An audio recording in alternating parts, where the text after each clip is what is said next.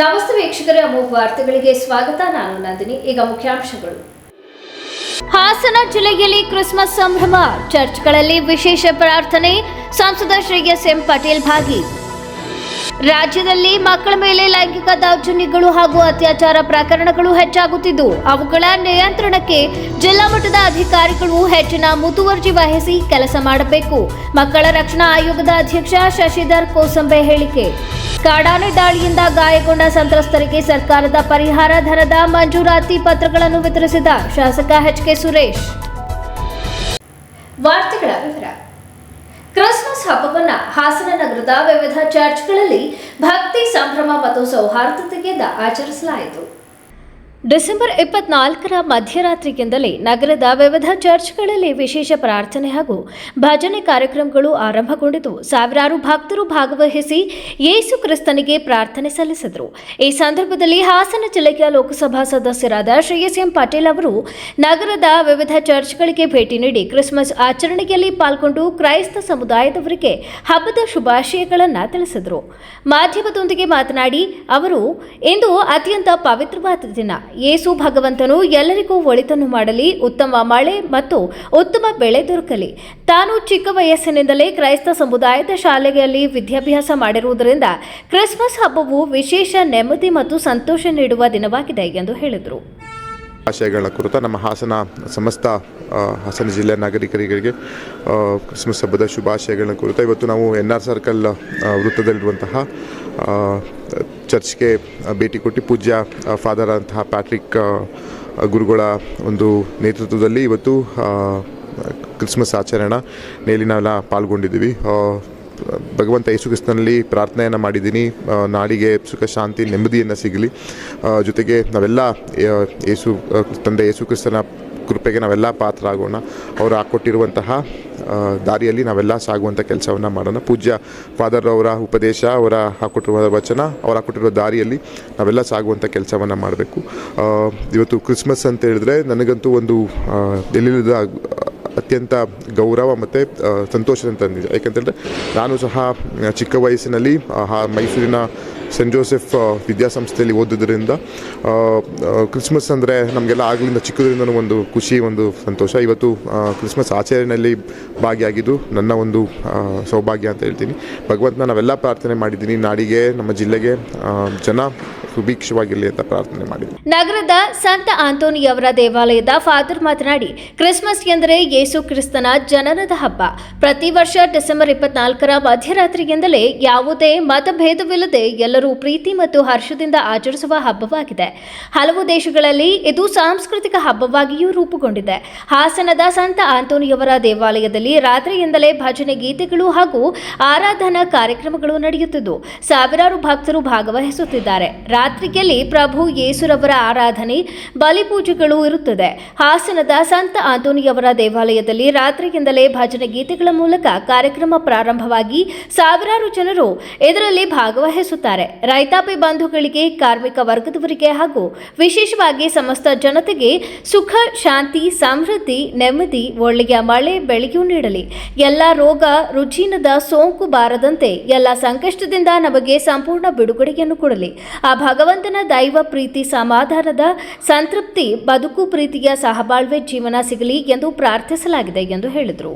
ನಿಮ್ಮೆಲ್ಲರಿಗೂ ಕೂಡ, ಸಮಸ್ತ ವೀಕ್ಷಕ ಬಂಧುಗಳಿಗೆ, ವಿಶೇಷವಾಗಿ ನಮ್ಮ ಕನ್ನಡ ನಾಡಿನ ಹಾಗೂ ಹಾಸನ ಜಿಲ್ಲೆಯ ಸಮಸ್ತ ಬಂಧು ಮಿತ್ರರಿಗೆ ಕ್ರಿಸ್ಮಸ್ ಹಬ್ಬದ ಪ್ರೀತಿ ಹಾಗೂ ಪ್ರಾರ್ಥನಾ ಭರಿತ ಶುಭಾಶಯಗಳನ್ನು ನಾನು ಸಲ್ಲಿಸುತ್ತೇನೆ.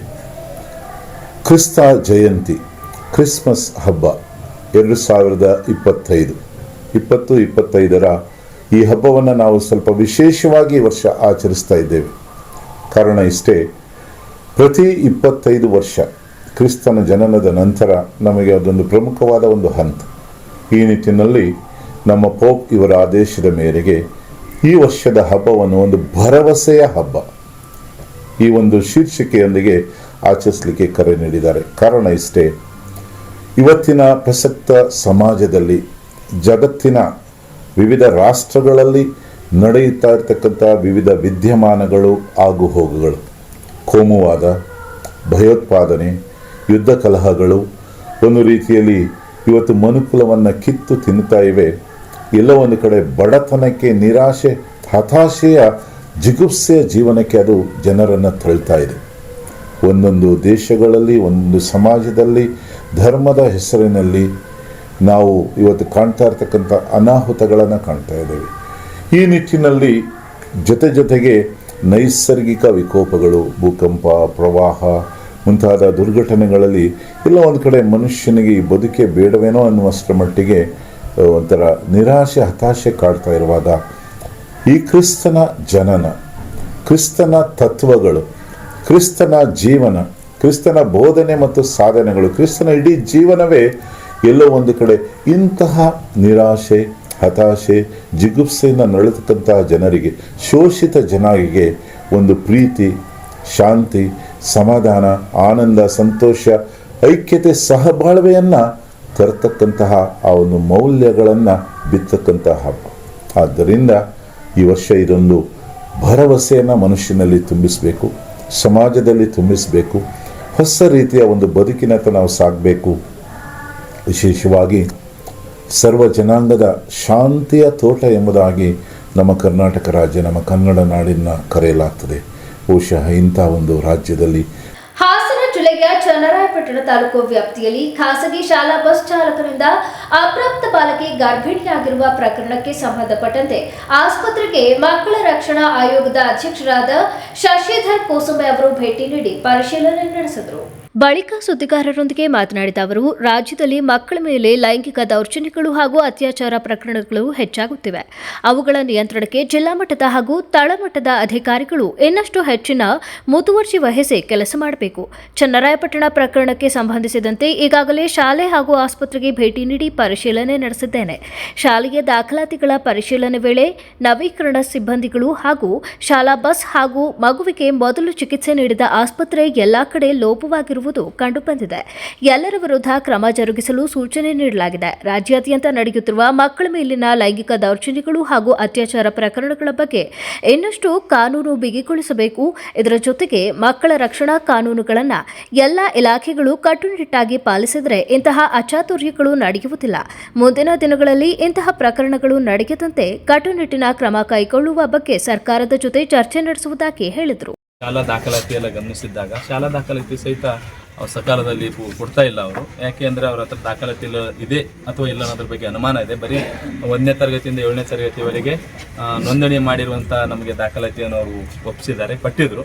ಆಮೇಲೆ ವ್ಯಾನ್ನಲ್ಲಿ ಕರ್ನಾಟಕ ಮೋಟಾರ್ ಆಕ್ಟ್ 1988 ಮತ್ತು ಸುಪ್ರೀಂ ಕೋರ್ಟ್ನ ಮಾರ್ಗಸೂಚಿಗಳ ಅನ್ವಯ ಕಡ್ಡಾಯವಾಗಿ ಒಂದು ವಾಹನ ಚಾಲಕನಿಗೆ ಕನಿಷ್ಠ ಅವನು ಹೆವಿ ಬ್ಯಾಡ್ಸ್ ತೊಗೊಂಡ್ಮೇಲೆ 5 ವರ್ಷ ಅನುಭವ ಹೊಂದಿರಬೇಕು. ಅಂಥ ವ್ಯಕ್ತಿ ಮಾತ್ರ ನೇಮಕಾತಿ ಮಾಡ್ಕೊಳ್ಳಿಕ್ಕೆ ಅವಕಾಶ ಇದೆ. ಅದೇ ರೀತಿಯಾಗಿ ಪ್ರತಿ ವ್ಯಾನಿನಲ್ಲಿ CCTV ಇನ್ಸ್ಟಾಲೇಷನ್ ಇರಬೇಕು, GPS ಇರಬೇಕು, ಮಕ್ಕಳಿಗೆ ಸರಿಯಾದ ರೀತಿಯಲ್ಲಿ ಶಾಸನದ ವ್ಯವಸ್ಥೆ ಇರಬೇಕು. ಆಮೇಲೆ ಅಲ್ಲಿ ಒಬ್ಬರು ಆಯಾ ಇರಬೇಕು. ಬಟ್ ಈ ವ್ಯಾನ್ನಲ್ಲಿ ಆಯಾನೂ ಇಲ್ಲ, CCTV ಇನ್ಸ್ಟಾಲೇಷನ್ ಇಲ್ಲ, GPS ಇಲ್ಲ. ಅದೆಲ್ಲ ನಮ್ಮ ಸ್ವತಃ RTO ಅವರಿಗೆ ಇದ್ರ ಬಗ್ಗೆ ಎಲ್ಲ ನಾವು ಅವರು ಸ್ವತಃ ನೋಡಿದ್ವಿ. ಹೀಗಾಗಿ ಅವರ ಒಂದು RTO ಮುಖಾಂತರ ಅದು ಒಂದು ವಿಶೇಷವಾಗಿ ಸಪ್ರೇಟಾಗಿ ಪ್ರಕರಣ ದಾಖಲು ಮಾಡಲಿಕ್ಕೆ ಈಗಾಗಲೇ ಸೂಚನೆ ಕೊಟ್ಟಿದ್ದೇನೆ. ಅದೇ ರೀತಿಯಾಗಿ ಪ್ರತಿಯೊಂದು ಶಾಲೆಯಲ್ಲಿ ಕಳೆದ 2016ರಿಂದ ಮಕ್ಕಳ ರಕ್ಷಣೆ ನೀತಿ 2016 ಎಲ್ಲ ಕಡೆ ಮಾಡಬೇಕು, ಅನುಷ್ಠಾನ ಮಾಡಬೇಕು. ಈ ಥರದ ಒಂದು ದುರ್ಘಟನೆಗಳಲ್ಲಿ ನಡಿಬಾರದು ಅನ್ನೋ ಒಂದು ಸದುದ್ದೇಶದೊಂದಿಗೆ ನಮ್ಮ ರಾಜ್ಯದಲ್ಲಿ ಪಾಲಿಸಿ ಇದೆ. ಬಟ್ ಈ ಒಂದು ಶಾಲೆಯಲ್ಲಿ ಆ ಪಾಲಿಸಿ ಮಾಡಿರೋದು ಕಂಡುಬಂದಿಲ್ಲ. ಹೀಗಾಗಿ ಇವೆಲ್ಲ ಆಯಾಮಗಳಲ್ಲಿ ಒಂದು ಮಕ್ಕಳಿಗೆ ಬರೀ ಶಿಕ್ಷಣ ಕೊಡೋದಲ್ಲ, ಮಕ್ಕಳಿಗೆ ಶಿಕ್ಷಣದ ಜೊತೆ ರಕ್ಷಣೆ ಕೊಡಬೇಕಾದಂಥದ್ದು ಎಲ್ಲ ಶಿಕ್ಷಣ ಸಂಸ್ಥೆಗಳ ಒಂದು ಆದ್ಯ ಕರ್ತವ್ಯವಾಗಿದೆ. ಹೀಗಾಗಿ ಇಲ್ಲಿನ CECO ಮತ್ತು CRP ಅವರಿಗೆ ಯಾವ ಕಾರಣಕ್ಕೆ ಇಲ್ಲಿ ಮೇಲಿನ ಮೇಲೆ ಬಂದು ಅವ್ರಿಗೆ ನೋಡ್ತಕ್ಕಂಥದ್ದು, ಗಮನಿಸ್ತಕ್ಕಂಥದ್ದು, ಪರಿಶೀಲನೆ ಮಾಡ್ತಕ್ಕಂಥದ್ದು ವೇಳೆಯಲ್ಲಿ ಅವರು ಸಹ ವಿಫಲರಾಗಿದ್ದಾರೆ. DDP ಅವರಿಗೆ ಸೂಚನೆ ಕೊಟ್ಟಿದ್ದೇನೆ. ಅವರಿಬ್ಬರಿಗೆ ಸೋಕಾಸ್ ನೋಟಿಸ್ ಕೊಟ್ಟು ಯಾವ ಕಾರಣಕ್ಕೆ ಈ ಶಾಲೆಯ ಮೇಲುಸ್ತುವಾರಿ ಮಾಡಲಿ ಅವರು ವಿಫಲರಾಗಿದ್ದಾರೆ, ನೋಂದಣಿ ಮಾಹಿತಿ ಇರ್ಬೋದು, ಮಕ್ಕಳ ರಕ್ಷಣೆ 2016 ಇರ್ಬೋದು, ಆಟದ ಬಗ್ಗೆ ಇರ್ಬೋದು, ಅವೆಲ್ಲವೂ ಕಂಪ್ಲೀಟಾಗಿ ನಾನು DDP ಅವರಿಗೆ ಸೂಚನೆ ಕೊಡ್ತಾ ಇದ್ದೀನಿ. ನಾಳೆ ಸಂಜೆ ಒಳಗೆ ಈ ಶಾಲೆಯ ವಿಸ್ತೃತ ಎಲ್ಲ ವರದಿಯೊಂದಿಗೆ ನಮ್ಮ ಆಯೋಗಕ್ಕೆ ವರದಿ ಸಲ್ಲಿಸಬೇಕು. ಅದೇ ರೀತಿಯಾಗಿ ಈ ಒಂದು ದುರ್ಘಟನೆ ಅಂದರೆ ರಾಜ್ಯದಲ್ಲಿ ಈಗಾಗಲೇ ಕೆಲವೊಂದು ಜಿಲ್ಲೆಗಳಲ್ಲಾಗಿದೆ, ಅದೇ ರೀತಿಯಲ್ಲಿ ಇಲ್ಲಾಗಿದ್ದು ಆಯೋಗ ಬಹಳ ಬೇಸರ ವ್ಯಕ್ತಪಡಿಸ್ತಾ ಇದೆ. ಇದಕ್ಕೆ ಪ್ರತಿಯೊಬ್ಬರೂ ಸಹಿತ ಇಲ್ಲಿ ಕೆಲಸ ಕಾರ್ಯ ಮಾಡ್ಕೊಂಡು ಹೋಗ್ತಂಥವ್ರು ಜವಾಬ್ದಾರಿ ಇತ್ತು. ಒಂದು ಸಂಸ್ಥೆಯವರು ಮತ್ತು ಇಲ್ಲಿನ ಮುಖ್ಯ ಗುರುಗಳು ಅವ್ರ ಮೇಲೂ ಸಹಿತ ಕ್ರಮ ಆಗಬೇಕಂತೇಳಿ ನಾನು ನಮ್ಮ ಮಾಧ್ಯಮ ಮುಖಾಂತರ ಹೇಳ್ತೀನಿ. ಕಾಡಾನೆ ದಾಳಿಯಿಂದ ಗಾಯಗೊಂಡ ಸಂತ್ರಸ್ತರಿಗೆ ಸರ್ಕಾರದ ಪರಿಹಾರ ಧನದ ಮಂಜೂರಾತಿ ಪತ್ರಗಳನ್ನು ತಾಲೂಕಿನ ಬಿಕ್ಕೂಡು ಗ್ರಾಮ ಪಂಚಾಯಿತಿ ಸಭಾಂಗಣದಲ್ಲಿ ಶಾಸಕ HK ಸುರೇಶ್ ಅವರು ವಿತರಿಸಿದರು. ಈ ಸಂದರ್ಭದಲ್ಲಿ ಮಾತನಾಡಿದ ಶಾಸಕ ಎಚ್.ಕೆ. ಸುರೇಶ್, ಕಾಡಾನೆ ದಾಳಿಯಿಂದ ಗಾಯಗೊಂಡವರಿಗೆ ಪರಿಹಾರ ನೀಡುವ ವಿಷಯವನ್ನು ಸದನದಲ್ಲಿ ಗಂಭೀರವಾಗಿ ಪ್ರಸ್ತಾಪಿಸಿ ಸಂಬಂಧಪಟ್ಟ ಇಲಾಖೆಗೆ ಮನವಿ ಸಲ್ಲಿಸಲಾಯಿತು. ಅದರ ಫಲವಾಗಿ ಪರಿಹಾರವನ್ನು ಶೀಘ್ರವಾಗಿ ಬಿಡುಗಡೆ ಮಾಡಲಾಗಿದೆ. ಈ ಕಾರ್ಯಕ್ಕೆ ಅರಣ್ಯ ಸಚಿವರು ಹಾಗೂ ಅಧಿಕಾರಿಗಳು ಸಹಕಾರ ನೀಡಿ ಸ್ಪಂದಿಸಿರುವುದು ಶ್ಲಾಘನೀಯ. ಕಾಡಾನೆ ಹಾವಳಿಯಿಂದ ತೀವ್ರ ಸಂಕಷ್ಟಕ್ಕೆ ಒಳಗಾಗಿರುವ ಜನರಿಗೆ ತ್ವರಿತವಾಗಿ ನೆರವು ನೀಡುವ ನಿಟ್ಟಿನಲ್ಲಿ ಈ ಕ್ರಮ ಕೈಗೊಳ್ಳಲಾಗಿದೆ. ಇದೇ ಮೊದಲ ಬಾರಿಗೆ ಕಾಡಾನೆ ದಾಳಿಯಿಂದ ಗಾಯಗೊಂಡವರಿಗೆ ಕೇವಲ ಪರಿಹಾರ ಮಾತ್ರವಲ್ಲದೆ ಚಿಕಿತ್ಸಾ ವೆಚ್ಚವನ್ನು ಸಹ ಸರ್ಕಾರದ ವತಿಯಿಂದ ನೀಡಲಾಗಿದೆ. ಇದು ಸಂತ್ರಸ್ತ ಕುಟುಂಬಗಳಿಗೆ ದೊಡ್ಡ ಧೈರ್ಯ ನೀಡುವ ಕಾರ್ಯವಾಗಿದೆ ಎಂದು ಹೇಳಿದರು. ಆರ್ಥಿಕ ನೆರವನ್ನು ನೀಡಬೇಕು ಅಂತಕ್ಕಂಥ ಉದ್ದೇಶದಿಂದ ನಮ್ಮ ಅರಣ್ಯದ ಅಧಿಕಾರಿಗಳಾದಂಥ CCF ಅವರು, DCF ಅವರು, ACF ಅವರು, ಸಂಬಂಧಿಸಿದ ಎಲ್ಲ ಅಧಿಕಾರಿ ಮಿತ್ರರು ಇದಕ್ಕೆ ವಿಶೇಷವಾಗಿ ಮೃತಪಟ್ಟವರಿಗೆ ಮಾತ್ರ ಪರಿಹಾರ ಅಂತಕ್ಕಂಥದ್ದು ಫಸ್ಟಿನಿಂದ ಇದ್ದಿದ್ದು. ಇದು ನಮಗೆಲ್ಲರಿಗೂ ಗೊತ್ತಿರ್ತಕ್ಕಂಥ ವಿಚಾರ. ಆದರೆ ಬಹುಶಃ ಇದು ಇತಿಹಾಸದಲ್ಲಿ ಪ್ರಪ್ರಥಮವಾಗಿ ಬೇಲೂರು ವಿಧಾನಸಭಾ ಕ್ಷೇತ್ರ ವ್ಯಾಪ್ತಿನಲ್ಲಿ ನಮ್ಮ ಸ್ಥಳೀಯರ ಒತ್ತಡ, ಏನು ಗಾಯಾಳುಗಳಿಗೆ ಪರ್ಮನೆಂಟ್ ಇಂಜರಿ ಆಗಿದೆ ಅವರಿಗೆ ದುಡ್ಡನ್ನು ಕೊಡಿಸ್ಬೇಕು ಅಂತಕ್ಕಂಥದ್ದಿತ್ತು. ಅದಕ್ಕೆ ಪೂರಕವಾಗಿ ಬಹುಶಃ ಗಾಯಾಳುಗಳಿಗೆ ಏನೋ ಸತ್ತವರಿಗೆ ಕೊಡ್ತಕ್ಕಂಥದ್ದೇ 7.5 ಲಕ್ಷ ಇತ್ತು, ಅದನ್ನು 15 ಲಕ್ಷ ಆಯಿತು. ಇವತ್ತು ಅವ್ರಿಗೆ ಚಿಕಿತ್ಸಾ ವೆಚ್ಚವನ್ನು ಭರಿಸಿ 3 ಜನಕ್ಕೆ ಏನು ಸಬೀನಾ ಇಬ್ರಾಹಿಂ, ಲಕ್ಷ್ಮಿ ಮತ್ತು ಗೀತಾ ಅವರಿಗೆ 66,000 ರೂಪಾಯಿಗಳನ್ನ ಮೆಡಿಕಲ್ ವೆಚ್ಚವನ್ನು ಭರಿಸಿ ಇವತ್ತು ಅವರಿಗೆ 5 ಲಕ್ಷ ರೂಪಾಯಿಯನ್ನು ಅವರಿಗೆ ಸರ್ಟಿಫಿಕೇಟನ್ನು ಕೊಟ್ಟಿರ್ತಕ್ಕಂಥದ್ದು. ಅದರ ಜೊತೆಯಲ್ಲಿ ಕೆಲವೇ 2-3 ದಿವಸಗಳಲ್ಲಿ ಅವರ ಅಕೌಂಟ್ಗೆ ಹೋಗ್ತಕ್ಕಂಥದ್ದನ್ನು ಇದನ್ನು ಸದನದಲ್ಲಿ ಮಾತಾಡಿ ನಮ್ಮ ಅಧಿಕಾರಿಗಳನ್ನು ಮನವೊಲಿಸಿ, ಯಾವುದೇ ಜಾತಿ ಬೇಡ, ಧರ್ಮ ಬೇಡ, ಬಡವರ ಬಗ್ಗೆ ನಾವು ಕಾಳಜಿಯನ್ನು ಇಟ್ಕೊಂಡು ಕೆಲಸ ಮಾಡಬೇಕು. ಅಲ್ಲಿ ಬಲಿಯಾಗಿರ್ತಕ್ಕಂಥ ಯಾರು ಕಾರ್ಮಿಕರ ಪರವಾಗಿ ನಿಲ್ಲತಕ್ಕಂಥ ಬಹುಶಃ ಇದು ಸುಮಾರು 6 ತಿಂಗಳಿಂದ 1 ವರ್ಷದ ಸತತ ಪ್ರಯತ್ನಗಳು. ಇದಕ್ಕೆ ಪೂರಕವಾಗಿ ನಾನು ಒತ್ತಡವನ್ನು ಹಾಕ್ತಾ ಇದ್ದೆ, ಮತ್ತು ಪೂರಕವಾಗಿ ನಮ್ಮ ಅಧಿಕಾರಿಗಳು ಸಹ ಇದು ಮಾಡಿದರೆ ಸ್ಥಳೀಯರ ಒತ್ತಡನೂ ಹಂಗೆ ಇತ್ತು. ಏನಂತ ಇಲ್ಲ, ಇದಕ್ಕೆ ದುಡ್ಡು ಕೊಡಿಸಲೇಬೇಕು ಅಂತಕ್ಕಂಥದ್ದನ್ನು ಬಹುಶಃ ಇವತ್ತು ಅದಕ್ಕೊಂದು ಸುದಿನ ಕೂಡಿ ಬಂತು. ಇಂಥ ಒಂದು ಮಹತ್ವ ಕಾರ್ಯ ಇಡೀ 224 ಕ್ಷೇತ್ರದಲ್ಲಾಗಿಲ್ಲ. ಈ ವೇಳೆ ಗಾಯಗೊಂಡವರಿಗೆ 5 ಲಕ್ಷ ಹಾಗೂ ಸಣ್ಣ ಪುಟ್ಟ ಗಾಯಗಳಿಗೆ 60,000ದಂತೆ ಪರಿಹಾರ ಮಂಜೂರಾತಿ ಪತ್ರ ವಿತರಿಸಿದರು. ಈ ಸಂದರ್ಭದಲ್ಲಿ ಬಿಕ್ಕೋಡು ಗ್ರಾಮ ಪಂಚಾಯಿತಿ ಅಧ್ಯಕ್ಷ ತೇಜ್ ಕುಮಾರ್, ಬಿಜೆಪಿ ತಾಲೂಕು ಘಟಕದ ಅಧ್ಯಕ್ಷ ಕೌರಿ ಸಂಜಯ್, ಅರಣ್ಯ ಇಲಾಖೆಯ CCF ಏಡುಕೊಂಡಲ, CDF Saurabh Kumar, ACF Mohan, Madhusudan, RFO BG Satish, Bhoomiputra ಬೆಳೆಗಾರರ ಸಂಘದ ಅಧ್ಯಕ್ಷ ರೇಣುಕಾನಂದ, ಪ್ರಾಥಮಿಕ ಕೃಷಿ ಪತ್ತಿನ ಸಹಕಾರ ಸಂಘದ ಅಧ್ಯಕ್ಷ ಭಾರತ್ ಸೇರಿದಂತೆ ಹಲವರು ಉಪಸ್ಥಿತರಿದ್ದರು. ಭಾರತದ ಮಾಜಿ ಪ್ರಧಾನಿ ಭಾರತ ರತ್ನ ಅಟಲ್ ಬಿಹಾರಿ ವಾಜಪೇಯಿ ಅವರ 101ನೇ ವರ್ಷದ ಜನ್ಮದಿನಾಚರಣೆಯನ್ನು ನಗರದ ಜಿಲ್ಲಾ ಬಿಜೆಪಿ ಕಚೇರಿಯಲ್ಲಿ ಬಿಜೆಪಿ ಮುಖಂಡರು ಹಾಗೂ ಕಾರ್ಯಕರ್ತರು ಆಚರಿಸಿದರು. ಇದೇ ವೇಳೆ ಬಿಜೆಪಿ ಪ್ರಧಾನ ಕಾರ್ಯದರ್ಶಿ ಅಮಿತ್ ಶೆಟ್ಟಿ ಮಾತನಾಡಿ, ಮಾಜಿ ಪ್ರಧಾನಿ ಅಟಲ್ ಬಿಹಾರಿ ವಾಜಪೇಯಿ ಅವರ 101ನೇ ವರ್ಷದ ಜನ್ಮದಿನವನ್ನು ಅಟಲ್ ಜನ್ಮ ಶತಾಬ್ದಿ ದಿನವನ್ನಾಗಿ ಆಚರಿಸಲಾಗುತ್ತಿದೆ. ವಾಜಪೇಯಿ ಅವರು 1925ರಲ್ಲಿ ಜನ್ಮ ತಾಳಿದ್ದು, ಅವರು ಶಿಕ್ಷಣ ಪಡೆದು ಜನಸಂಘದ ಮೂಲಕ ರಾಜಕೀಯಕ್ಕೆ ಪಾದಾರ್ಪಣೆ ಮಾಡುತ್ತಾರೆ. ಜನಸಂಘದ ಮೂಲಕ ಪಕ್ಷವನ್ನು ಕಟ್ಟಿ ರಾಜಕೀಯದಲ್ಲಿ ಅವರೇ ಕ್ರಾಂತಿಯನ್ನು ಮೂಡಿಸಿದವರು. ಪ್ರಧಾನಿಯಾಗಿ ಹಲವಾರು ಯೋಜನೆಯನ್ನ ಜಾರಿಗೆ ತಂದರು. ಪಕ್ಷಕ್ಕಿಂತ ದೇಶ ಮುಖ್ಯ, ವ್ಯಕ್ತಿಗಿಂತ ಪಕ್ಷ ಮುಖ್ಯ ಎಂದು ಹೇಳಿಕೊಟ್ಟವರು. ಯಾವುದೇ ಸ್ವಾರ್ಥವಿಲ್ಲದೆ ಪಕ್ಷಾತೀತವಾಗಿ ಇದ್ದವರು. ಅಜಾತಶತ್ರು ಹಲವಾರು ಕವನ ಕೂಡ ಬರೆದಿದ್ದಾರೆ. ಅವರ ಆದರ್ಶವನ್ನ ನಾವು ಅಳವಡಿಸಿಕೊಳ್ಳಬೇಕು. ವಾಜಪೇಯಿ ಭಾರತದ ಭವಿಷ್ಯವನ್ನು ರೂಪಿಸುವಲ್ಲಿ ಪ್ರಮುಖ ಪಾತ್ರ ವಹಿಸಿದ್ರು. ಅಟಲ್ ಬಿಹಾರಿ ವಾಜಪೇಯಿ ಅವರು 1924ರಂದು ಡಿಸೆಂಬರ್ 25ರಂದು ಗ್ವಾಲಿಯರ್ ಅಂದರೆ ಮಧ್ಯಪ್ರದೇಶದಲ್ಲಿ ಜನ ಆಯ್ತಾರೆ. ತದನಂತರ ಅವರ ವಿದ್ಯಾಭ್ಯಾಸವನ್ನು ಮಾಡಿ ತದನಂತರ ರಾಜಕೀಯಕ್ಕೆ ಜನಸಂಘಕ್ಕೆ ಅವರು ಪದಾರ್ಪಣೆ ಆಗ್ತಾರೆ. ಜನಸಂಘದಿಂದ ಅವರು ಪಕ್ಷವನ್ನು ಕಟ್ಟಿ ರಾಜಕೀಯ ಕ್ಷೇತ್ರದಲ್ಲಿ ಅವರೇ ಆದ ಒಂದು ಕ್ರಾಂತಿಯನ್ನು ಮೂಡಿಸ್ಕೊಂಡು ಬಂದಂಥ ವ್ಯಕ್ತಿ ಅಂದರೆ ಅಟಲ್ ಬಿಹಾರಿ ವಾಜಪೇಯಿ ಅವರು. 1977ರಲ್ಲಿ ಅಂದಿನ ಸರ್ಕಾರ ಇದ್ದಾಗ ಆ ಸರ್ಕಾರದಲ್ಲಿ ಫಾರಿನ್ ಎಕ್ಸ್ಟರ್ನಲ್ ಅಫೇರ್ಸ್ ಆದ ಮಿನಿಸ್ಟರ್ ಆಗಿದ್ದರು. ಆಗ ಅಂದಿನಗಳಲ್ಲಿ UN ಭಾಷಣದಲ್ಲಿ ಹಿಂದಿಯಲ್ಲಿ ಭಾಷಣ ಮಾಡಿದಂಥ ಮೊದಲ ವ್ಯಕ್ತಿ ಅಂದರೆ ಅಟಲ್ ಬಿಹಾರಿ ವಾಜಪೇಯಿ ಅವರು. ತದನಂತರ 1996ರಲ್ಲಿ 13 ದಿನದ ಪ್ರಧಾನಮಂತ್ರಿಯಾಗಿ ಮೂಡಿಬರ್ತಾರೆ. ಆ ದಿನದಲ್ಲಿ ತಾವೆಲ್ಲ ನೋಡ್ಬೋದು, ರಾಜಕೀಯ ಅಂದಾಗ ಕುದುರೆ ವ್ಯಾಪಾರ ಇದ್ದೇ ಇರುತ್ತೆ.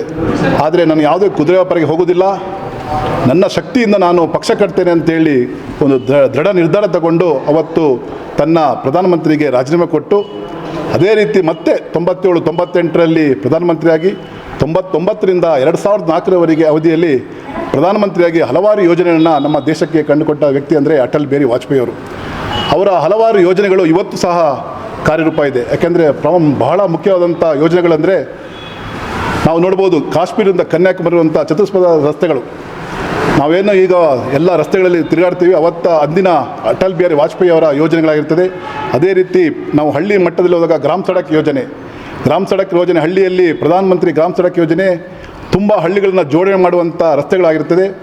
ಅದೇ ರೀತಿ ಪರಮಾಣು ಇದನ್ನು ಅವತ್ತು ಪ್ರಯೋಗ ಮಾಡಿದಂಥ ಪ್ರಧಾನಮಂತ್ರಿಯಲ್ಲಿ ಅಟಲ್ ಬಿಹಾರಿ ವಾಜಪೇಯಿ ಆಗಿದ್ದಾರೆ.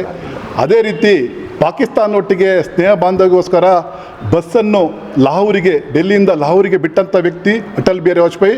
ಅದೇ ರೀತಿ ನಾವೇನು ಕಮ್ಮಿ ಇಲ್ಲ, ಅವ್ರಿಗೂ ಪ್ರತಿಸ್ಪರ್ಧಿ ಅವರು ತೊಂದರೆ ಕೊಟ್ಟಾಗ ಕಾರ್ಗಿಲಲ್ಲಿ ಯುದ್ಧ ಮಾಡಿ ವಿಜಯನ್ನು ಸಾಧಿಸಿದಂಥ ವ್ಯಕ್ತಿ ಅಂದರೆ ಅಟಲ್ ಬಿಹಾರಿ ವಾಜಪೇಯಿ ಅವರು. ಅದೇ ರೀತಿ ಯಾವುದೇ ಒಂದು ಮುಖ್ಯ ಬಂದಾಗ ದೇಶ ಮುಖ್ಯ, ಪಕ್ಷಕ್ಕಿಂತ ದೇಶ ಮುಕ್ತಿ ಅಂತವನ್ನು ನಮ್ಮೆಲ್ಲ ಕಾರ್ಯಕರ್ತರಿಗೆ ಹೇಳಿಕೊಟ್ಟ ವ್ಯಕ್ತಿ ಅಂದರೆ ಅಟಲ್ ಬಿಹಾರಿ ವಾಜಪೇಯಿ ಅವರು. ಯಾಕೆಂದರೆ ಪಕ್ಷಕ್ಕಿಂತ ದೇಶ ಮುಖ್ಯ, ನನ್ನ ವ್ಯಕ್ತಿಗಿಂತ ಪಕ್ಷ ಮುಖ್ಯ ಅಂತ ಹೇಳಿದೆ. ಯಾಕೆಂದರೆ ಯಾವುದೇ ಒಬ್ಬ ರಾಜಕೀಯ ವ್ಯಕ್ತಿ ಏನೆಂದರೆ ಸಣ್ಣ ಸ್ವಾರ್ಥ ಇರುತ್ತೆ, ಆದರೆ ಅಟಲ್ ಬಿಹಾರಿ ವಾಜಪೇಯಿಗೆ ಯಾವುದೇ ಒಂದು ಸ್ವಾರ್ಥ ಇಲ್ಲದೆ ಪಕ್ಷಾತೀತವಾಗಿ ಅವರು ಒಂದು ಕಂಡಂಥ ವ್ಯಕ್ತಿ. ತಾವು ಸದನದಲ್ಲಿ ನೋಡ್ಬೋದು, ಯಾವುದೋ ಪಕ್ಷದವರಾದರೂ ಅಟಲ್ ಬಿಹಾರಿ ವಾಜಪೇಯಿ ಅವರು ಭಾಷಣ ಮಾಡ್ತಾರೆ ಅಂದರೆ ಎಲ್ಲ ಒಂದು ಸೈಲೆಂಟ್ ಪಿನ್ ಡ್ರಾಪ್ ಸೈಲೆನ್ಸ್ ಇದ್ದಾಗೆ ಆ ಭಾಷಣ ಕೇಳ್ತಾರೆ. ಎಲ್ಲ ಪಕ್ಷದ ವ್ಯಕ್ತಿಗಳು ಅವ್ರನ್ನ ಗುಣಗಾನ ಮಾಡ್ತಾರೆ. ಅಜಾತ ಶತ್ರು ಅಂತ ವ್ಯಕ್ತಿ ಆದಂಥ ಅಟಲ್ ಬಿಹಾರಿ ವಾಜಪೇಯಿ ಅವರು ಮೂಲತಃ ಕವಿನೂ ಆಗಿರ್ತಾರೆ. ಯಾಕೆಂದರೆ ತನ್ನ ಕವನದಲ್ಲಿ ಹಲವಾರು ಕವನವನ್ನು ಬರೆದಿದ್ದಾರೆ. ಅದೇ ರೀತಿ ಹಲವಾರು ಯೋಜನೆಗಳನ್ನು ಅವರು ನಮ್ಮ ಕಾರ್ಯಕರ್ತರಿಗೆ ಅವರ ಆದರ್ಶವನ್ನು ನಮಗೆ ಮಾಡಿಕೊಟ್ಟಿದ್ದಾರೆ. ಅದರಿಂದ ನಾವೆಲ್ಲ ಭಾರತೀಯ ಜನತಾ ಪಾರ್ಟಿಯ ಕಾರ್ಯಕರ್ತರು ಯಾವತ್ತೂ ಅವರಿಗೆ ಚಿರಋಣಿ ಆಗ್ತೀವಿ. ಯಾಕೆಂದರೆ ಈ ಸಂದರ್ಭದಲ್ಲಿ ಬಿಜೆಪಿ ಮುಖಂಡರಾದ ರೈತ ಮೋರ್ಚಾ ಜಿಲ್ಲಾಧ್ಯಕ್ಷ ಬಿಎಚ್ ನಾರಾಯಣಗೌಡ, ಬಿಜೆಪಿ ಯುವ ಮೋರ್ಚಾ ರಾಜ್ಯ ಉಪಾಧ್ಯಕ್ಷ ಹರ್ಷಿತ್, ಉಪಾಧ್ಯಕ್ಷ ಶೋಭನ್ ಬಾಬು, ನಗರಸಭೆ ಮಾಜಿ ಅಧ್ಯಕ್ಷ ಆರ್ ಮೋಹನ್ ಕುಮಾರ್, ಯುವ ಮೋರ್ಚಾ ಮಾಜಿ ಅಧ್ಯಕ್ಷ ಚನ್ನಕೇಶವ, ಎಚ್ಎನ್ ನಾಗೇಶ್, ವೇದವತಿ, ಸುಮಾ, ದಯಾನಂದ್, ಮಹೇಶ್ ಇತರರು ಉಪಸ್ಥಿತರಿದ್ದರು. ಜೆಪಿ ನಗರದ ಸಂತ ಮೈಕಲ್ ಚರ್ಚ್ನಲ್ಲಿ ಕ್ರಿಸ್ಮಸ್ ಹಬ್ಬದ ಪ್ರಯುಕ್ತ ವಿಶೇಷ ಪ್ರಾರ್ಥನೆ ಹಾಗೂ ಧಾರ್ಮಿಕ ಕಾರ್ಯಕ್ರಮಗಳು ಶ್ರದ್ಧಾ ಭಕ್ತಿಯಿಂದ ನಡೆಯಿತು. ಕ್ರಿಸ್ಮಸ್ ಹಬ್ಬದ ಸಂಭ್ರಮದ ಹಿನ್ನೆಲೆಯಲ್ಲಿ ಚರ್ಚ್ ಆವರಣವನ್ನ ಬಣ್ಣ ಬಣ್ಣದ ವಿದ್ಯುತ್ ದೀಪಗಳು, ನಕ್ಷತ್ರಗಳು ಹಾಗೂ ಹೂವಿನ ಅಲಂಕಾರಗಳಿಂದ ಸಿಂಗರಿಸಲಾಗಿದ್ದು ಭಕ್ತರ ಮನಸ್ಸಿಗೆ ಹಬ್ಬದ ಸಂಭ್ರಮವನ್ನ ತುಂಬುವಂತಿತ್ತು. ವಿಶೇಷ ಪ್ರಾರ್ಥನಾ ಸಭೆಯಲ್ಲಿ ಮಾತನಾಡಿದ ಫಾದರ್ ಪ್ರಸನ್ನಕುಮಾರ್ ಅವರು, ಯೇಸು ಕ್ರಿಸ್ತರ ಜನನವು ಕೇವಲ ಧಾರ್ಮಿಕ ಆಚರಣೆ ಮಾತ್ರವಲ್ಲದೆ ಮಾನವೀಯ ಮೌಲ್ಯಗಳ ಪ್ರತೀಕವಾಗಿದೆ. ಶಾಂತಿ, ಪ್ರೀತಿ, ಸಹೋದರತ್ವ, ತ್ಯಾಗ ಹಾಗೂ ಕ್ಷಮೆ ಎಂಬ ಮೌಲ್ಯಗಳನ್ನು ಜೀವನದಲ್ಲಿ ಅಳವಡಿಸಿಕೊಳ್ಳಬೇಕು ಎಂದು ಹೇಳಿದರು. ಕ್ರಿಸ್ಮಸ್ ಬಂತು, ಜಗತ್ತಿಗೆಲ್ಲ ಶಾಂತಿ ಸಮಾಧಾನವನ್ನ ತಂದಿತು.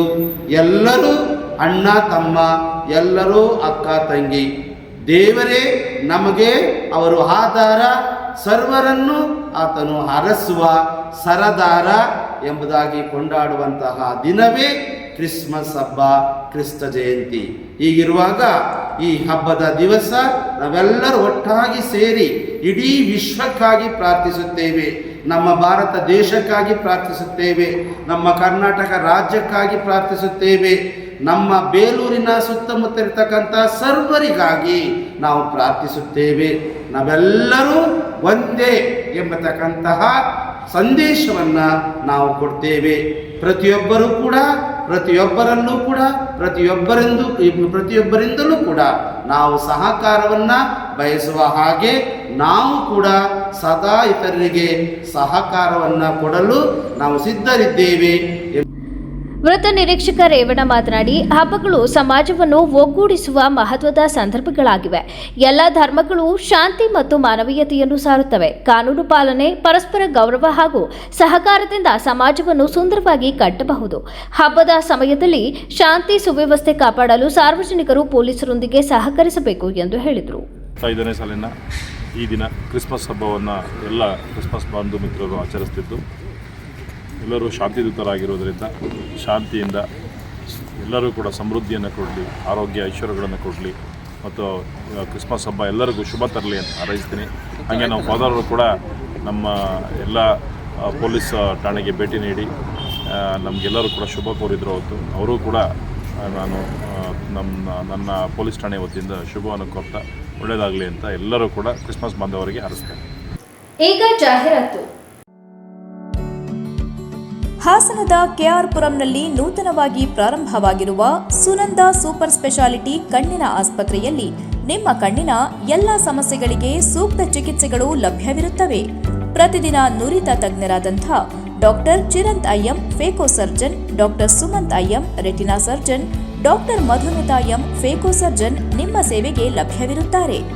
ನಮ್ಮ ಆಸ್ಪತ್ರೆಯ ವಿಶೇಷತೆಗಳು: state of art operation theatre, injection ರಹಿತ ನೋವಿಲ್ಲದ ಶಸ್ತ್ರಚಿಕಿತ್ಸೆ, ಕ್ಯಾಟರಾಕ್ಟ್ ಶಸ್ತ್ರಚಿಕಿತ್ಸೆಗೆ ಅತ್ಯಾಧುನಿಕ ಆರ್ಟ್ಲಿ ಫೇಕೋ ಮೆಷಿನ್, ಅಂತಾರಾಷ್ಟ್ರೀಯ ಮಟ್ಟದ ಲೆನ್ಸಸ್ ಬಳಕೆ, ನುರಿತ ವೈದ್ಯರ ತಂಡದಿಂದ ರೆಟಿನಾ ತೊಂದರೆಗಳಿಗೆ ಚಿಕಿತ್ಸೆ, ಗ್ಲೋಕೋಮಾ ಸಮಸ್ಯೆಗೆ ಚಿಕಿತ್ಸೆ, ಬಾಲ್ಯದ ಕಣ್ಣಿನ ಸಮಸ್ಯೆಗಳಿಗೆ ಚಿಕಿತ್ಸೆ. ನಮ್ಮಲ್ಲಿ ಅತ್ಯಾಧುನಿಕ OCT machine, laser machine, vitrectomy machine ಹಾಗೂ ಇತರೆ ಕಣ್ಣಿನ ಸಮಸ್ಯೆಗಳಿಗೆ ಬೇಕಾಗುವ ಮೆಷಿನ್ಗಳು ಲಭ್ಯವಿರುತ್ತವೆ. ಹೆಸರಾಂತ ಕಂಪನಿಯ ಉತ್ತಮ ಗುಣಮಟ್ಟದ ಕನ್ನಡಕಗಳು ರಿಯಾಯಿತಿ ದರದಲ್ಲಿ ದೊರೆಯುತ್ತವೆ. ನಮ್ಮಲ್ಲಿ ಮುಖ್ಯವಾಗಿ ಯಶಸ್ವಿನಿ ಕಾರ್ಡ್, ಧರ್ಮಸ್ಥಳ ಸಂಘದ ಕಾರ್ಡ್ಗಳ ವಿಮಾ ಸೌಲಭ್ಯ ಹಾಗೂ ಇತರೆ ಖಾಸಗಿ ಕಂಪನಿಗಳ ವಿಮಾ ಸೌಲಭ್ಯಗಳು ದೊರೆಯುತ್ತವೆ. ಭಾನುವಾರ ಹೊರತುಪಡಿಸಿ ಪ್ರತಿದಿನ ಸೋಮವಾರದಿಂದ ಶನಿವಾರದವರೆಗೆ ಬೆಳಗ್ಗೆ 10 ರಿಂದ ಸಂಜೆ 8 ಗಂಟೆವರೆಗೆ ವೈದ್ಯರು ಸಮಾಲೋಚನೆಗೆ ಲಭ್ಯವಿರುತ್ತಾರೆ. ಹೆಚ್ಚಿನ ಮಾಹಿತಿಗಾಗಿ ಸಂಪರ್ಕಿಸಿ. ಹಾಸನದ ನಮ್ಮ ವಿಳಾಸ HAR ಆರ್ಕೇಡ್ 4ನೇ ಕ್ರಾಸ್, ಸಂಪಿಗೆ ರಸ್ತೆ, ಕೆಆರ್ಪುರಂ, ಹಾಸನ. Phone number 9036033343, 9353737288. ತಿಪಟೂರಿನಲ್ಲಿ ಕಳೆದ 3 ವರ್ಷಗಳಿಂದ ಸುನಂದ ಕಣ್ಣಿನ ಆಸ್ಪತ್ರೆ ಕಾರ್ಯನಿರ್ವಹಿಸುತ್ತಿದ್ದು ರೋಗಿಗಳ ಮೆಚ್ಚುಗೆ ಗಳಿಸಿದೆ ಎಂದು ತಿಳಿಸಲು ಆಶಿಸುತ್ತೇವೆ. ತಿಪಟೂರಿನ ನಮ್ಮ ವಿಳಾಸ NH 206, ಹಾಸನ್ ಸರ್ಕಲ್ ಹತ್ತಿರ, ಇಂಡಿಯನ್ ಆಯಿಲ್ ಪೆಟ್ರೋಲ್ ಬಂಕ್ ಪಕ್ಕ, ತಿಪಟೂರು. ಫೋನ್ ನಂಬರ್ಸ್ 8310505620 ಮತ್ತು 08023901908. ಸಕಲೇಶಪುರದಲ್ಲಿ ಸುನಂದ ಸೂಪರ್ ಸ್ಪೆಷಾಲಿಟಿ ಕಣ್ಣಿನ ಆಸ್ಪತ್ರೆಯ ವಿಷನ್ ಸೆಂಟರ್ ತೆರೆಯಲಾಗಿದ್ದು ಸೋಮವಾರ ಮತ್ತು ಗುರುವಾರ ನೇತ್ರ ತಜ್ಞರು ಸಮಾಲೋಚನೆಗೆ ಲಭ್ಯವಿರುತ್ತಾರೆ. ಸಕಲೇಶಪುರದ ನಮ್ಮ ವಿಳಾಸ Srinivasa nursing home, 2nd floor, BM road, Sakleshpur. Phone number 7975318630. Damro Christmas and New Year sale is back with fabulous offers. Celebrate the season of joy with our exclusive living room and office furniture collections. Explore the all-new Christmas and New Year range at your nearest Damro showroom. Visit today and bring home happiness with Damro.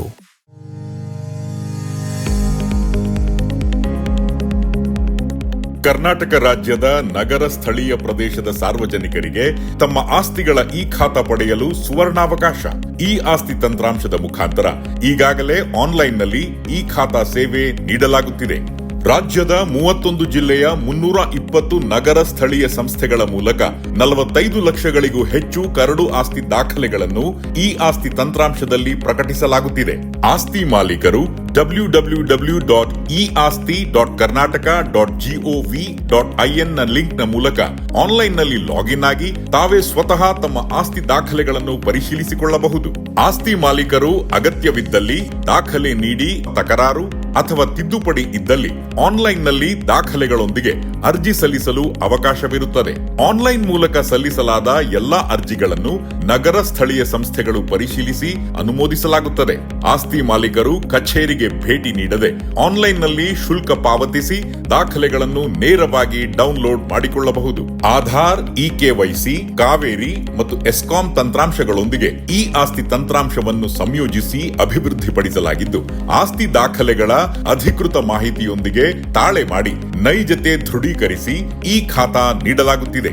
ರಾಜ್ಯದ ಎಲ್ಲಾ ನಗರ ಸ್ಥಳೀಯ ಸಂಸ್ಥೆಗಳ ವ್ಯಾಪ್ತಿಯಲ್ಲಿನ ಆಸ್ತಿಗಳನ್ನು ಸುರಕ್ಷಿತಗೊಳಿಸುವುದು, ನಾಗರಿಕರಿಗೆ ತಮ್ಮ ಆಸ್ತಿ ದಾಖಲೆಗಳ ಭದ್ರತೆಯನ್ನು ಖಚಿತಪಡಿಸುವುದು ಸರ್ಕಾರದ ಪ್ರಮುಖ ಆದ್ಯತೆಯಾಗಿದೆ. ಸಾರ್ವಜನಿಕರ ಹಿತದೃಷ್ಟಿಯಿಂದ ಹೆಚ್ಚಿನ ಆಸ್ತಿಗಳನ್ನು ಸರ್ಕಾರಿ ದಾಖಲೆಗಳ ವ್ಯಾಪ್ತಿಗೆ ತರುವ ಉದ್ದೇಶದಿಂದ ಈ ಖಾತಾ ಲೋಕಾರ್ಪಣೆ ಮಾಡಿ ಸಾರ್ವಜನಿಕರಿಗೆ ಸುಲಭವಾಗಿ ಈ ಖಾತಾ ನೀಡುವುದು ಅಭಿಯಾನದ ಉದ್ದೇಶವಾಗಿರುತ್ತದೆ. ಹೆಚ್ಚಿನ ಮಾಹಿತಿಗಾಗಿ ಸಂಪರ್ಕಿಸಿ www.eaaSTHI.karnataka.gov.in ಅಥವಾ ಸಹಾಯವಾಣಿ 7255585959 ಅಂದರೆ 7259585959.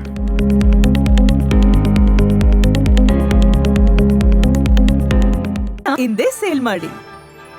ಸೇಲ್ ಯುವರ್ ಗೋಲ್ಡ್, ನಿಮ್ಮ ಚಿನ್ನವನ್ನು ಹಿಂದೆ ಸೇಲ್ ಮಾಡಿ. ಸೇಲ್ ಯುವರ್ ಗೋಲ್ಡ್,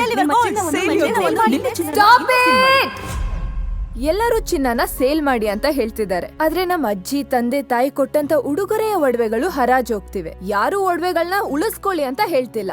ನಮ್ಮ ಬೆನಕ ಗೋಲ್ಡ್ ಕಂಪನಿಗೆ ಕಾಲ್ ಮಾಡಿ ನಿಮ್ಮ ಒಡವೆಗಳನ್ನ ಬಿಡಿಸಿ ಉಳಿಸಿಕೊಡುತ್ತೇವೆ. EMI ಮೂಲಕ ನಿಮ್ಮ ಒಡವೆಗಳನ್ನ ವಾಪಸ್ ಪಡೆಯೋ ಸುವರ್ಣ ಅವಕಾಶ ನಿಮ್ಮದಾಗಿಸಿಕೊಳ್ಳಿ. ನಿಮ್ಮ ನೆಮ್ಮದಿಯ ನಾಳೆಗಾಗಿ call Benaka gold company 6366111199. Benaka Gold Company, we value you and your valuables. ದಕ್ಷಿಣ ಭಾರತದ ಹೆಸರಾಂತ ನಂಬರ್ 1 ಹಾಗೂ ನಂಬಿಕೆಗೆ ಅರ್ಹವಾದ ನಮ್ಮ ಬೆನಕ ಗೋಲ್ಡ್ ಕಂಪನಿಯು ನೀವು ಅಡ ಇಟ್ಟ ಚಿನ್ನವನ್ನು ಬಿಡಿಸಿಕೊಡುವುದಲ್ಲದೆ ಉಳಿಸಿಕೊಳ್ಳಲು ಸಹಕರಿಸುತ್ತದೆ. ಚಿನ್ನಕ್ಕೆ ಚಿನ್ನದಂತ ಬೆಲೆ ಬೇಕೆ? Call Benaka gold company 6366111199. Benaka Gold Company, we value you and your valuables. ಯಾವತ್ತು ಮರೆಯಲ್ಲ, ನಾನು ಚಿಕ್ಕವನಾಗಿದ್ದಾಗ ಹುಟ್ಟದಬ್ಬ ಅಂದ್ರೆ ಚಾಕ್ಲೇಟ್. ಜೊತೆಯಾಗಿದ್ದರೆ ಎಲ್ಲರೂ ಸಿಹಿಯಾದ ಸಂಭ್ರಮ, ಖುಷಿ ಇದ್ದರೆ ಎಲ್ಲೆಲ್ಲೂ ಪ್ರತಿದಿನವೂ ಸಡಗರವು. Campco chocolates, spreading. ರಾಜ್ಯದ ಪ್ರತಿಷ್ಠಿತ ಸೇವಾ ಸಂಸ್ಥೆಗಳಲ್ಲಿ ಒಂದಾದ ರಾಷ್ಟ್ರೋತ್ಥಾನ ಪರಿಷತ್ ಭಾರತೀಯ ಜ್ಞಾನ ಪರಂಪರೆ, ನೈಜ ಇತಿಹಾಸ, ಸಂಸ್ಕೃತಿ, ಜೀವನ ಪದ್ಧತಿ ಪ್ರತಿಬಿಂಬಿಸುವ CBSE ಪಠ್ಯಕ್ರಮದ 17 ವಿದ್ಯಾಕೇಂದ್ರಗಳನ್ನು ರಾಜ್ಯದ ವಿವಿಧ ಭಾಗಗಳಲ್ಲಿ ನಡೆಸುತ್ತಿದೆ. ಈ ಶಾಲೆಗಳಲ್ಲಿ ವಿದ್ಯಾರ್ಥಿಗಳ ಸರ್ವಾಂಗೀಣ ವಿಕಾಸಕ್ಕಾಗಿ ಪಂಚಮುಖಿ ಶಿಕ್ಷಣ ಎನ್ನುವ ವಿಶಿಷ್ಟ ಕಲಿಕಾ ಪದ್ಧತಿಯನ್ನು ಅನುಷ್ಠಾನಗೊಳಿಸಲಾಗಿದೆ.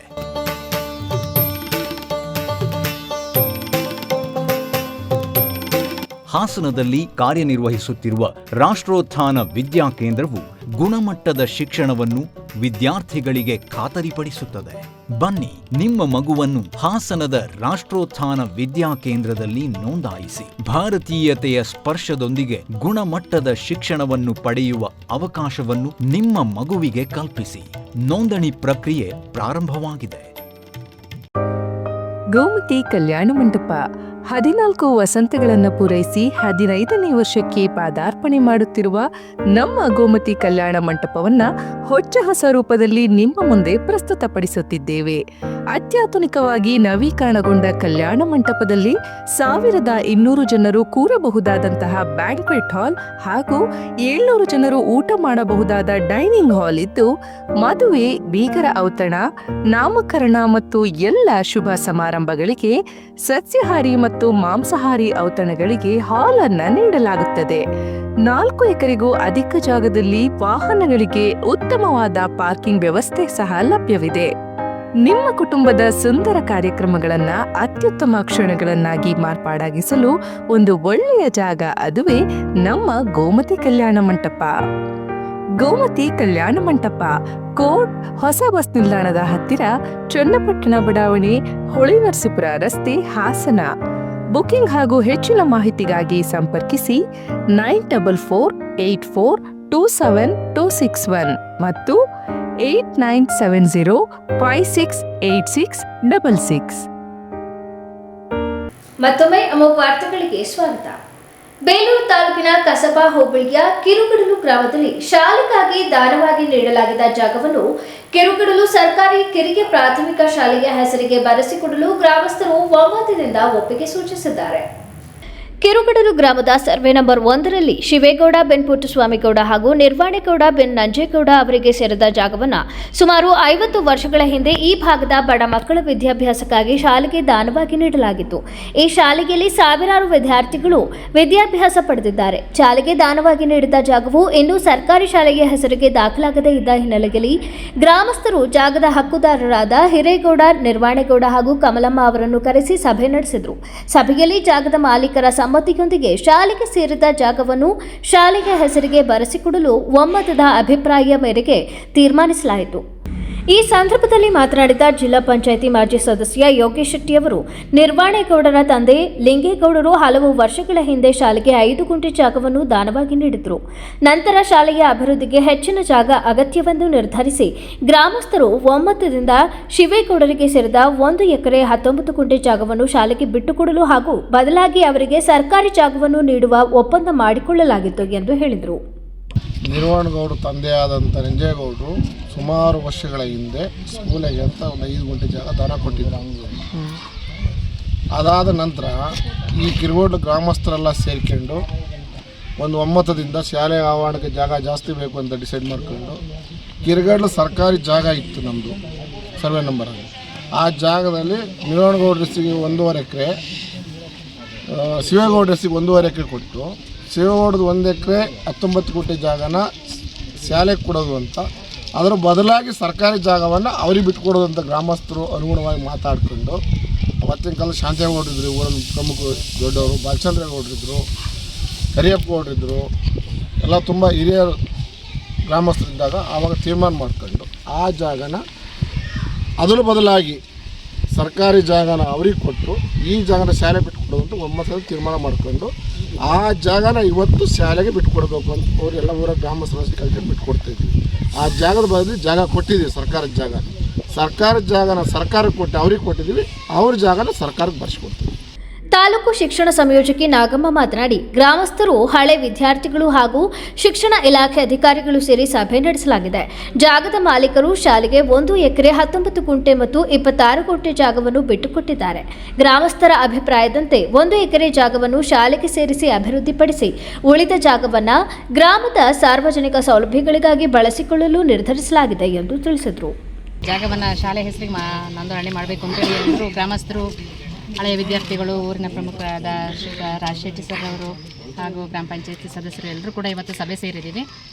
ಇಲ್ಲಿ ನಿರ್ವಾಣೇಗೌಡರು ಮತ್ತು ಶಿವೇಗೌಡರು, ಕಮಲಮ್ಮ ಅವರು ಸ್ಕೂಲಿಗೆ 3ರಲ್ಲಿ ಇರುವಂಥ ಜಮೀನು ಒಂದು 26 ಗುಂಟೆ, ಇನ್ನೊಂದು 1 ಎಕರೆ 19 ಗುಂಟೆ ಜಮೀನನ್ನು ಶಾಲೆಗೆ ಅಂತೇಳಿ ಬಿಟ್ಕೊಟ್ಟಿದ್ದಾರೆ, ದಾನವಾಗಿ ಕೊಟ್ಟಿದ್ದಾರೆ.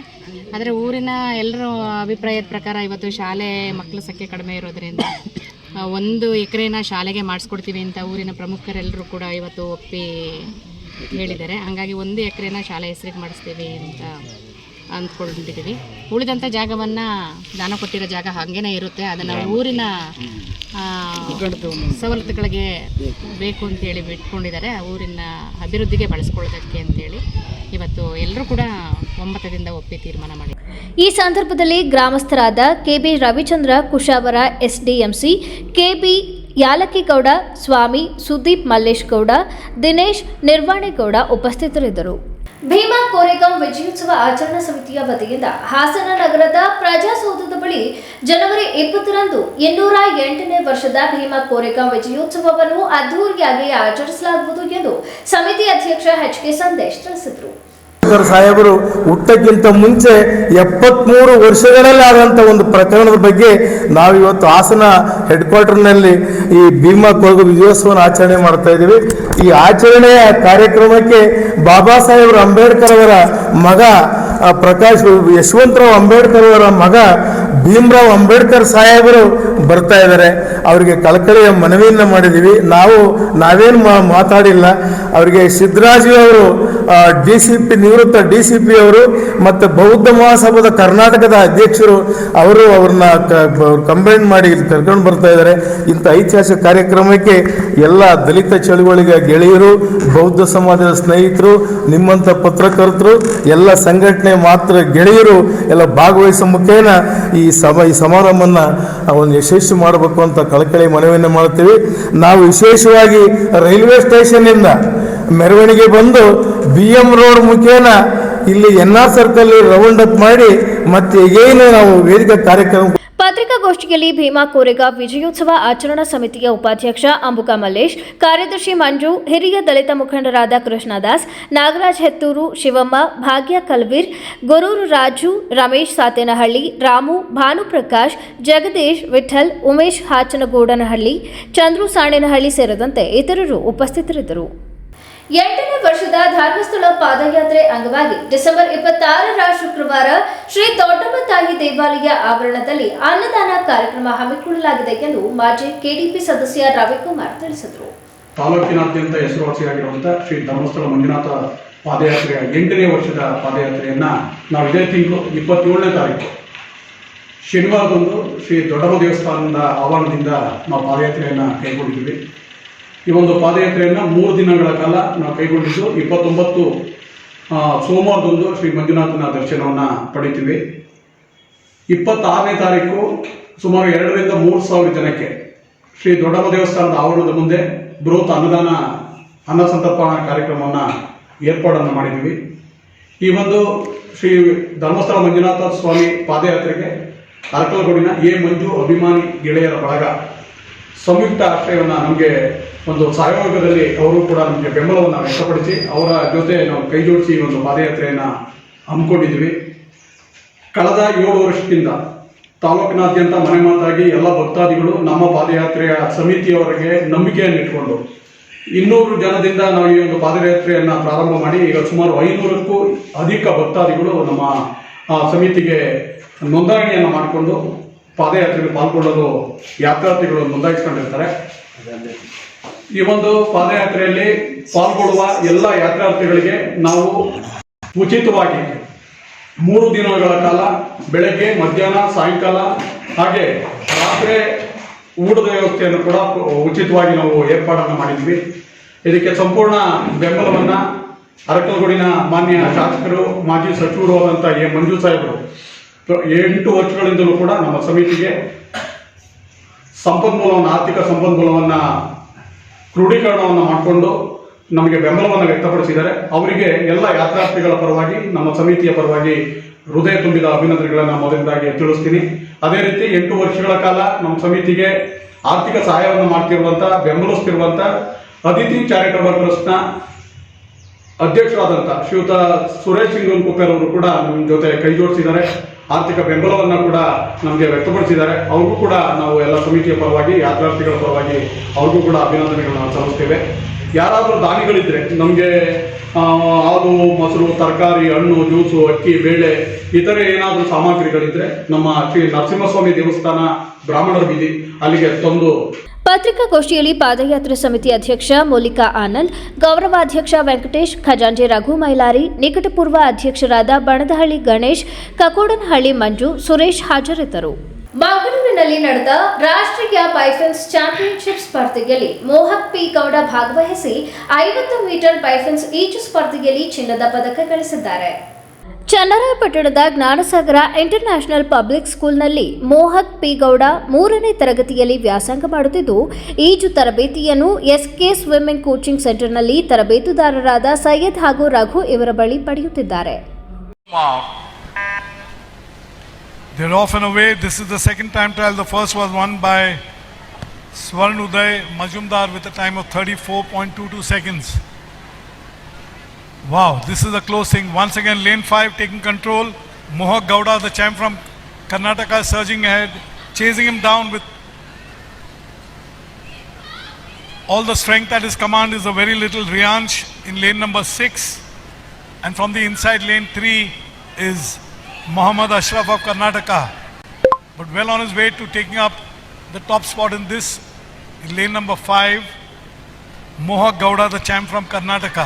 ಕೊನೆಯಲ್ಲಿ ಮತ್ತೊಮ್ಮೆ ಮುಖ್ಯಾಂಶಗಳು. ಹಾಸನ ಜಿಲ್ಲೆಯಲ್ಲಿ ಕ್ರಿಸ್ಮಸ್ ಸಂಭ್ರಮ, ಚರ್ಚ್ಗಳಲ್ಲಿ ವಿಶೇಷ ಪ್ರಾರ್ಥನೆ, ಸಂಸದ ಶ್ರೀ ಎಸ್.ಎಂ. ಪಾಟೀಲ್ ಭಾಗಿ.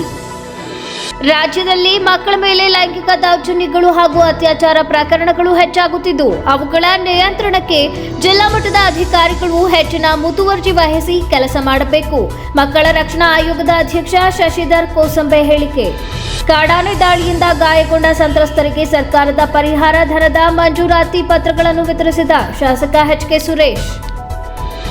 ಮುಂದಿನ ವಾರ್ತಾ ಸಂಚಿಕೆಯಲ್ಲಿ ಮತ್ತೊಮ್ಮೆ ಭೇಟಿಯಾಗೋಣ. ನಮಸ್ಕಾರ.